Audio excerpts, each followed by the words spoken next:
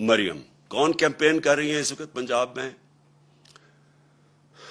مریم، یہ مریم وہ ہیں جنہوں نے سارے ٹی وی کے اوپر جا کے کہا 2014 میں ان کی چلتی ہے وہ کہ میری لندن تو پاکستان، لندن چھوڑے پاکستان میں بھی کوئی پراپرٹی نہیں۔ جب یہ کہہ رہی تھی ان کو نہیں پتا تھا کہ 2 سال کے بعد، کیونکہ اللہ الحق ہے، پینما کا انکشاف ہو جاتا ہے جدھر پتہ چلتا ہے کہ لندن کے سب سے مہنگے علاقے میں لندن جانتا ہوں، سب سے مہنگے علاقے میں 4 بڑے بڑے مہنگے ترین اپارٹمنٹس ان کے نام پہ ہیں۔ جب یہ 2014 میں کہہ رہی تھی تب ان کے نام پہ تھے، اور 2016 میں انکشاف ہو جاتا ہے۔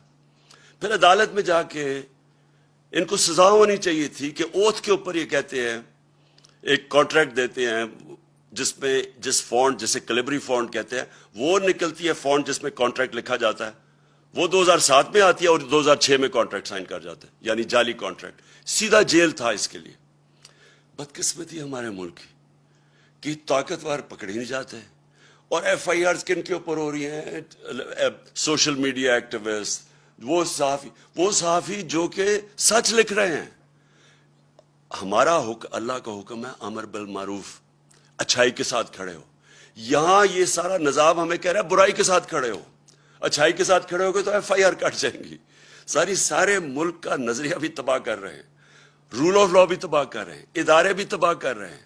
نیب بھی آج گئی، نیب کا انہوں نے اب خود ہی نیب کے جج اپوائنٹ کریں گے، اپنے کیسز اپنے جج، یعنی ملزم اب قاضی بن جائے گا۔ ایف آئی اے تباہ، نیب تباہ، پارلیمنٹ یہ جو ہے، اگر نیشنل اسمبلی میں راجہ ریاض اگر اپوزیشن لیڈر ہیں تو سمجھ جائیں وہ کیا رہ گئی نیشنل اسمبلی کی اہمیت۔ ادھر پنجاب میں عجیب ہی مذاق ہو رہا ہے، وہ ایک غیر آئینی طور پہ وہ وزیر اعلیٰ بنا ہوا ہے، وہ بھی تباہ۔ الیکشن کمیشن کے اوپر کسی کو اعتماد نہیں ہے، چیزیں نکلتی آ رہی ہیں کہ کس طرح، صرف ان کا ایک مقصد ہے کسی طرح اس سیٹ اپ کو اوپر رکھنے کے لیے۔ تو اس لیے میں اپنی آج ساری قوم کو کہتا ہوں کہ ہمیں اب کھڑا ہونا پڑے گا۔ ہمیں یہ ساری جو فیشسٹ ٹیکٹکس خوف کے ذریعے ہمیں ڈرا دھمکا کے یہ تسلیم کروا رہے ہیں، ہم نے سب نے اس کے خلاف کھڑا ہونا ہے۔ اور سب سے پہلے ہم نے یہ جو 20 بائی الیکشنز ہیں پنجاب میں، انشاءاللہ ان کے اندر ہم نے ان کو دھاندلی کے باوجود شکست دے کے، اور انشاءاللہ اس کے بعد ہمارا جو ایک ہی طریقہ پاکستان کو اس مشکل وقت سے نکالنے کا، وہ ہے صاف اور شفاف الیکشنز۔ 5 جولائی ہے اور ہمیں پتہ ہے کہ اس دن پاکستان میں مارشل لاء لگا تھا، جبکہ ذوالفقار علی بھٹو کی ڈیموکریٹک گورنمنٹ کو ہٹایا گیا تھا۔ تب بھی جب مارشل لاء لگا تھا تو ایک بہت بڑی وجہ اس کی کہ امریکہ خوش نہیں تھا ذوالفقار علی بھٹو سے، اور بلکہ ہنری کسنجر کی ایک کوٹ کی جاتی ہے کہ اس نے تھریٹن کیا تھا کہ we will make you horrible example.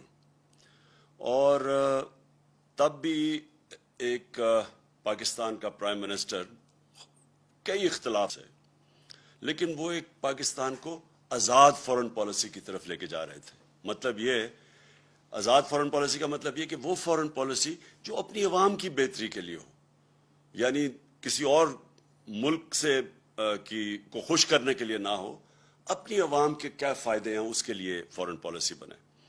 تو تب بھی ایک بہت بڑا نقصان ہوا پاکستان، کیونکہ جو جمہوری پروسیس تھا وہ جو چل رہا تھا وہ رک گیا۔ مارشل لاء آیا اور اس کے بعد پھر سے شروع ہوا، اور ہم نے دیکھا کہ وہ پھر رکا بعد میں جا کے۔ لیکن اب جو ہوا اس میں جو ایک ہی چیز جو تب 77 میں اور اب جو چیز کامن تھی وہ یہ کہ امریکہ خوش نہیں تھا کہ پاکستان ایک آزاد فورن پالیسی بنا لے۔ وہ چاہتے تھے کہ وہی فورن پالیسی ہو کہ حکم ملے، ایک ٹیلی فون کال آئے اور پاکستان ان کی جنگ میں شامل ہو جائے، اور 80,000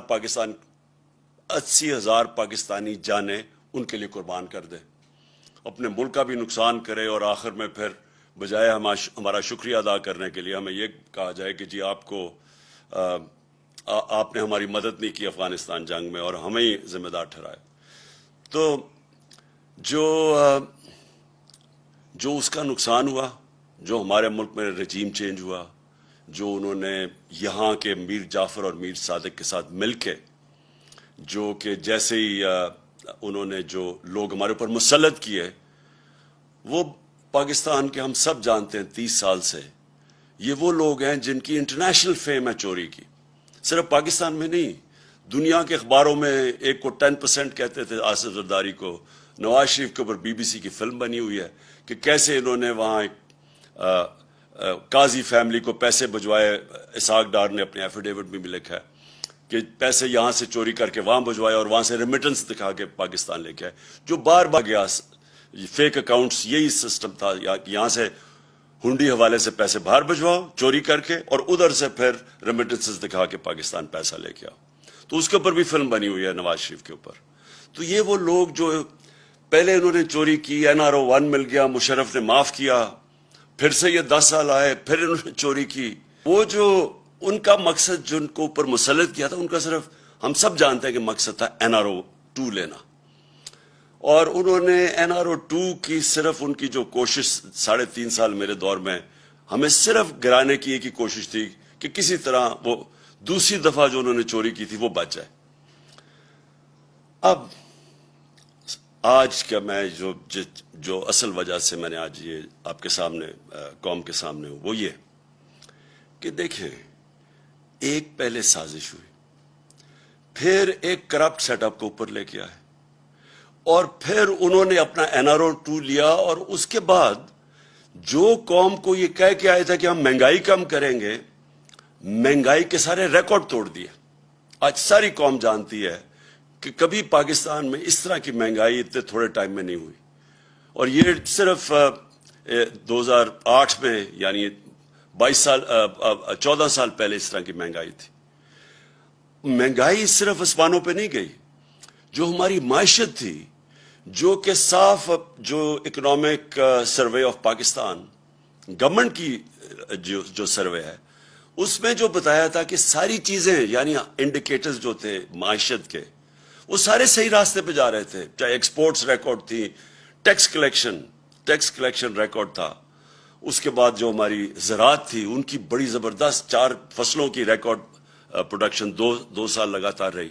تو ہر چیز جب پازیٹو پہ جا رہی تھی, جب ہماری IT جو فیوچر ہے پاکستان کا اس کی جب ہم نے جو ان کو انسینٹیوز دیے وہ بھی 75% 2 سالوں میں ایکسپورٹس بڑھی تھی.